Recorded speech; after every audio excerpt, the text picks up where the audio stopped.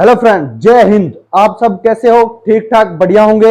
आज अपने class number 2 reproduction की लेकर आए हैं, जिसे जनन कहते हैं। ठीक है, उसके बारे में पढ़ेंगे।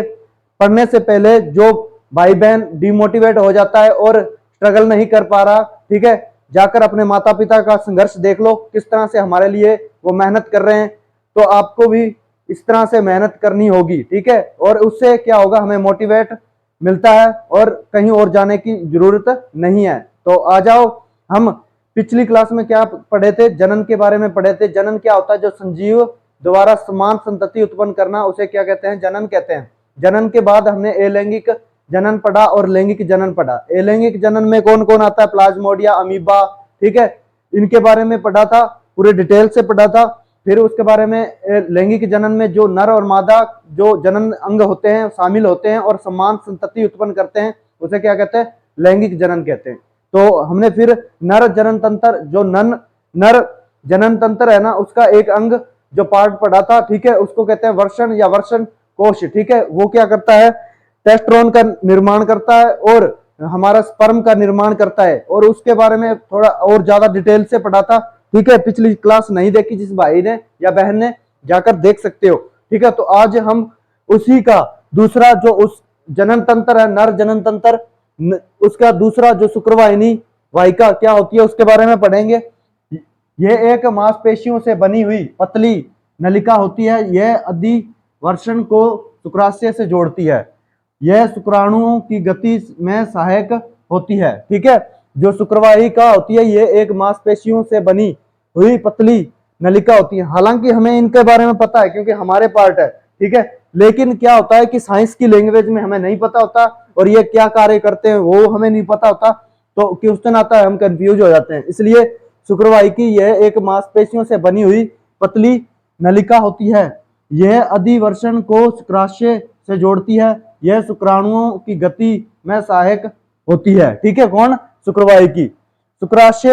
शुक्राशय एक प्रकार का चिपचिपा पदार्थ है जो वीर्य स्रावित करता है। यह ग्लूकोज एवं फ्रक्टोज युक्त होता है। मूत्राशय एवं शुक्राशय मिलकर मूत्र जनन मार्ग यूरेथ्रा का निर्माण करती है। कौन? शुक्राशय। शुक्राशय एक प्रकार का चिपचिपा पदार्थ वीर्य स्रावित करता है। यह ग्लूकोज एवं फ्रक्टोज युक्त होता है। मूत्राशय एवं शुक्राशय मिलकर मूत्र जनन मार्ग यूरेथ्रा का निर्माण करती है, ठीक है। कौन? शुक्राशय। फिर हम शीशन यह पेशीय अंग है जिसके द्वारा शुक्राणुओं को मादा के योनि भाग तक पहुंचाया जाता है और मैथुन के समय शीशन में अवस्थित कटोरों में रुधिर भर जाता है, जिससे उत्तक फूल जाते हैं एवं उत्कीय दबाव के कारण शीशन लंबा व सख्त हो जाता है।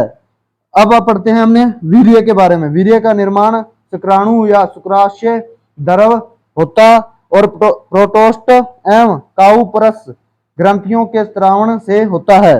मनुष्य के एक श्रृंखलन में 2.2 से 3.5 मिली वीर्य निकलता है, ठीक है। वीर्य का निर्माण शुक्राणुओं या शुक्राशय द्रव तथा प्रोटेस्ट एवं काउपरस ग्रंथि के स्रावण से होता है। मनुष्य के एक संकलन में 2.5 से 3.5 मिली वीर्य निकलता है, ठीक है। तो इस तरह से ये वीर्य का निर्माण होता है और वीर्य में कैल्शियम नाइट्रेट, प्रोटीन एवं कार्बोहाइड्रेट भी मिलता है। किसमें? वीर्य में कैल्शियम मिलता है, नाइट्रेट मिलता है, प्रोटीन मिलता है एवं कार्बोहाइड्रेट भी मिलता है। इसलिए वीर्य को वेस्ट नहीं करना चाहिए, ठीक है। मादा जनन तंत्र, अब अपन ने मोस्ट जो किसके नर जनन तंत्र के बारे में पढ़ा, ठीक है, उसके बारे में समझा, उसकी थ्योरी पढ़ी, ठीक है।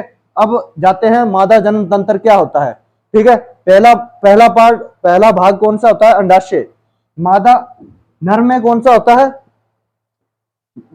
नर में कौन सा होता है? वर्षण, ठीक है, वर्षण या वर्षण कोश। और मादा में कौन सा होता है? अंडाशय।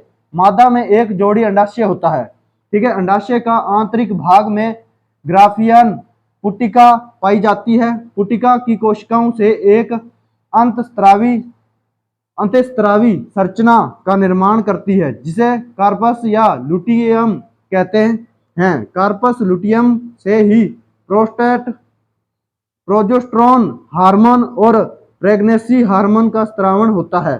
किससे?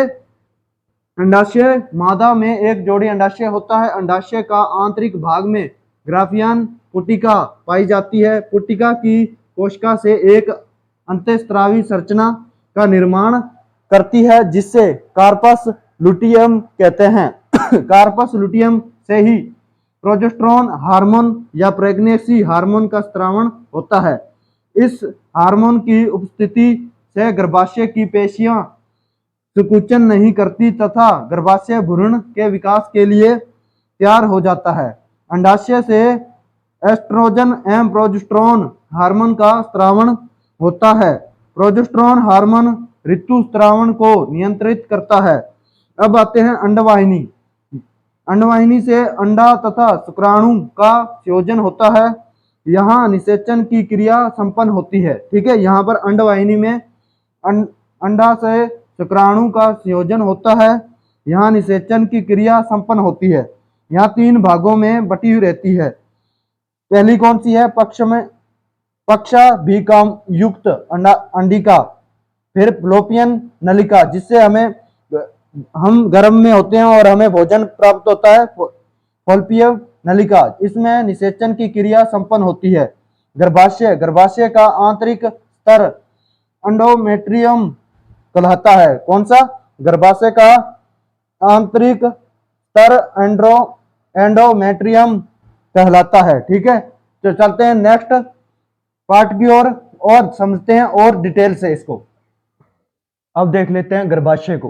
ठीक है, गर्भाशय क्या होता है? एक खोखली अंडाकार संरचना होती है।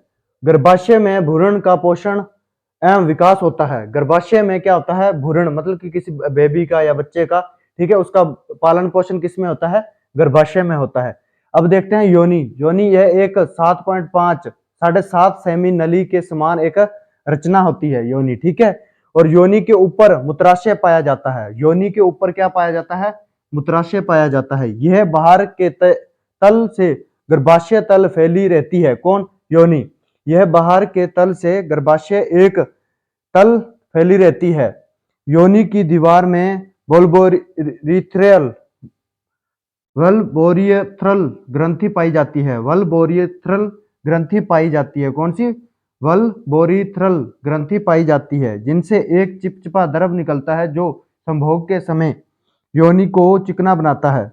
काउ पर ग्रंथियां, पेरिनल ग्रंथियों वह रेक्टल ग्रंथियां जिनका कार्य यूरिथ्रा अर्थात मूत्र मार्ग को चिकना बनाए रखना तथा इनसे एक विशेष प्रकार की गंध उत्पन्न होती है। किससे? काउ पर ग्रंथि, पेरिनल ग्रंथि व रेक्टल ग्रंथि जिसका कार्य यूरिथ्रा अथवा मूत्र मार्ग को चिकना बनाए रखना तथा इनसे एक विशेष प्रकार की गंध उत्पन्न होती है। ठीक है, किससे? ठीक है, इन ग्रंथियों से। मादा जनन चक्र। अब मादा जनन चक्र क्या होता है? ये हर महिला में होता है जब किशोरावस्था के बाद में, जब भी मतलब कि किशोरावस्था के बाद में क्या होता है? 1 महीने में ये क्या होता है? ठीक है, मादा जनन चक्र होता है। ठीक है, हमारी बहन, ठीक है, या बेटी किसी में भी हो सकता है, लेकिन इसको मतलब कि मजाक नहीं उड़ाना चाहिए कभी भी। ठीक है, तो इसके बारे में समझते हैं। यह स्तनधारियों में अंडाशय, गर्भाशय, योनि वह व्यवहार में चक्रीय परिवर्तन होता है जो 2 प्रकार से होता है।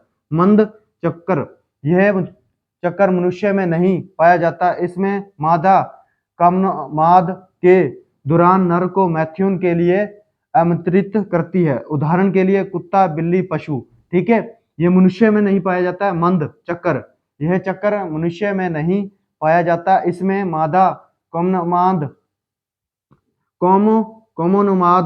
दौरान नर को मैथुन के लिए आमंत्रित करती है। उदाहरण कुत्ता, बिल्ली, पशु। ठीक है, ये तो मंद चक्र किसमें पाया जाता है?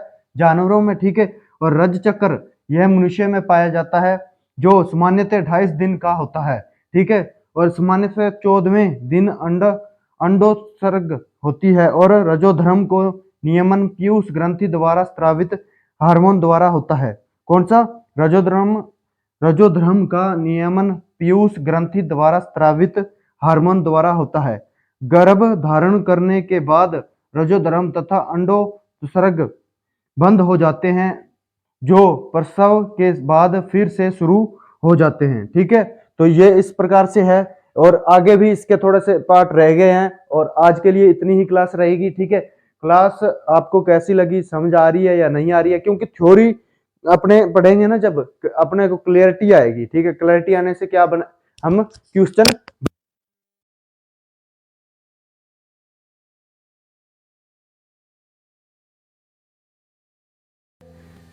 इसलिए क्वेश्चन क्या करते हैं, क्लियरिटी आती है और क्वेश्चन को इजी तरीके से क्या कर सकते हैं, बना सकते हैं और ज्यादा से ज्यादा इसमें मतलब कि कोई गलती नहीं रहती। जब तक हमारा थ्योरी क्लियर नहीं होगी तब तक गलतियां होती है रहती है, इसलिए आपको ये थ्योरी करवा रहा हूं। ठीक है, करवाने से तो सीधे प्रश्न और आंसर, ठीक है, वीडियो बनाकर अपने व्यू पा लेते हैं। ठीक है, लेकिन अपना वो मतलब मकसद नहीं है।